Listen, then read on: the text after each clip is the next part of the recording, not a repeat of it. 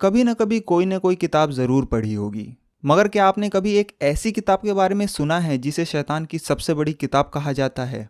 एक ऐसी किताब जिसे कागज़ पर नहीं बल्कि जानवर की खाल पर लिखा गया हो। एक ऐसी किताब जो इतनी बड़ी और इतनी भारी है कि उठाने के लिए कम से कम 2 लोगों की ज़रूरत पड़े।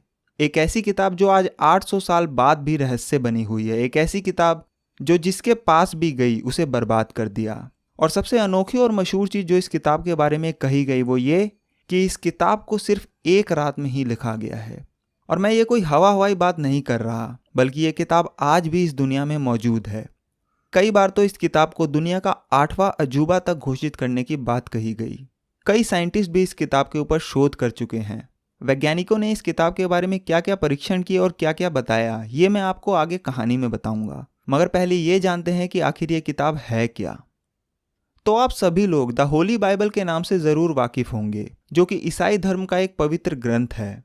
मगर इस किताब का जो नाम है वो है द डेविल्स बाइबल, यानी शैतान की किताब। ये किताब पूरी दुनिया में एक नाम से और मशहूर है और वो नाम है कोडेक्स गिगास। इस किताब में 310 पन्ने हैं जो कि जानवर की खाल से बने हुए हैं, जिसके लिए लगभग 160 गधों के चमड़ों का इस्तेमाल हुआ है। कहते हैं कि इस किताब में पहले 320 पन्ने हुआ करते थे, मगर आज सिर्फ 310 ही बचे हैं। उन बाकी के 10 पन्नों में क्या था और उन पन्नों को किसने और क्यों हटाया, ये अभी भी एक रहस्य है। ये किताब 36 इंच लंबी, 20 इंच चौड़ी और 8.7 इंच मोटी है और इस किताब का कुल जो वजन है वो है लगभग 75 किलो। तो अब सवाल ये आता है कि अगर ये किताब शैतान की किताब है तो ये क्यों लिखी गई, कब लिखी गई और किसने लिखा, और आखिर इस किताब का जन्म हुआ कैसे।